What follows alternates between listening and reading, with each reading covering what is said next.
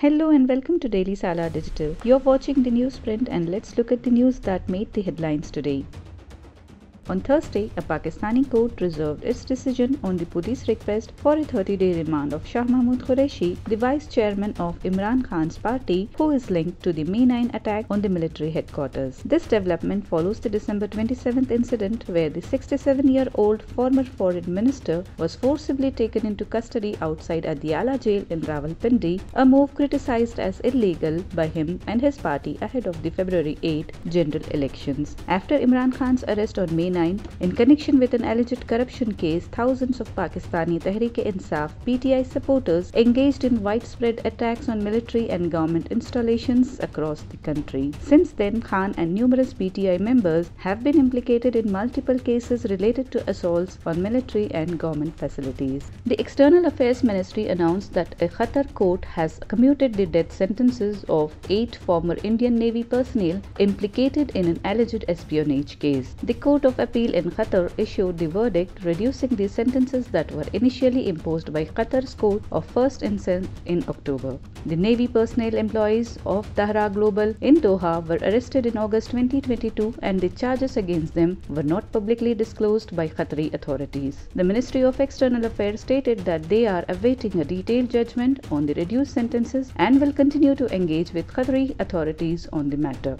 Congress leader Priyanka Gandhi Vadra and her husband Robert Vadra have been mentioned in an Enforcement Directorate charge sheet related to the alleged purchase and sale of land in Haryana. While not listed as accused, the charge sheet involves transactions with real estate agent H.L. Pahwa. The ED links these dealings to fugitive arms dealer Sanjay Bhandari's alleged money laundering. Priyanka Gandhi Vadra's recent organizational shift within the Congress adds a layer of political significance ahead of the 2024 Lok Sabha polls. In a tragic incident in Guna, Madhya Pradesh, a privately owned bus owned by BJP leader Dharmendra Sekarwar collided with a truck, resulting in 13 fatalities and 18 injuries. The bus, lacking valid fitness and insurance certificates with unpaid road tax since 2021, burst into flames after the collision. Chief Minister Mohan Yadav expressed grief, assuring a thorough inquiry and strict action, and announcing compensation of Rs 4 lakh for each affected family and Rs 50,000 for each injured person. Union Minister Jyotiraditya Scindia, responding promptly, initiated relief efforts. The accident occurred during the bus journey from Guna to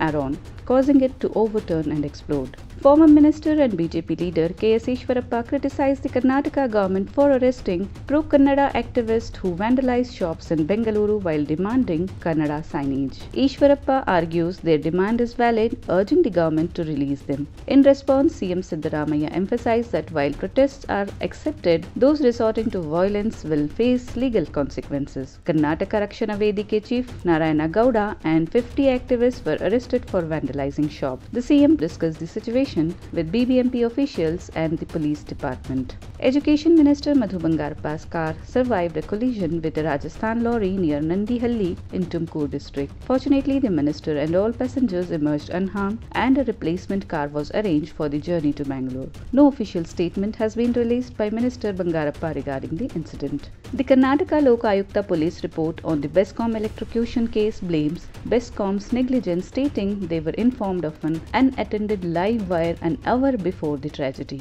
Officials' failure to respond promptly led to the incident. The claim of rodents causing the accident is deemed false, and 3 Bescom engineers are held accountable. As part of proceedings, Bescom will respond before Lok Ayukta issues recommendations. The incident occurred on November 19. 5 Bescom officials were suspended, and Power Minister K.J. George initiated 4 investigations to determine the cause and take action.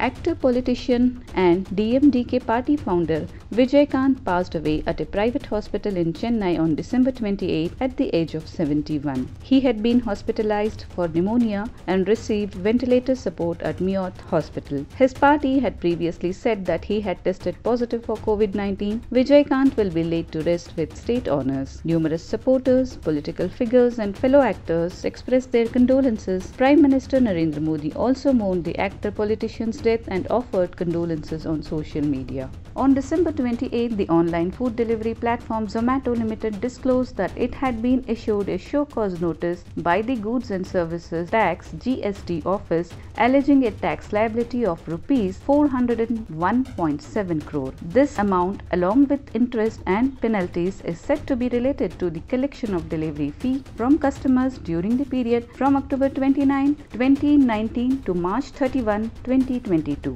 Zomato, however, contends that it is not obliged to settle this amount, as it asserts that it merely collects delivery charges on behalf of its delivery partners. Formula E has raised concerns over its Hyderabad race on February 10 due to potential obstacles from the newly appointed Telangana government. The recent change in government has created uncertainties, leading Formula E to urgently seek clarification on contractual obligations. Despite the inaugural electric race in India occurring in February 2023, the significant investments made exceeding rupees 150 crore add complexity to the situation. Stay informed with Daily Salar Digital and remember to like, comment, share and subscribe for ongoing updates.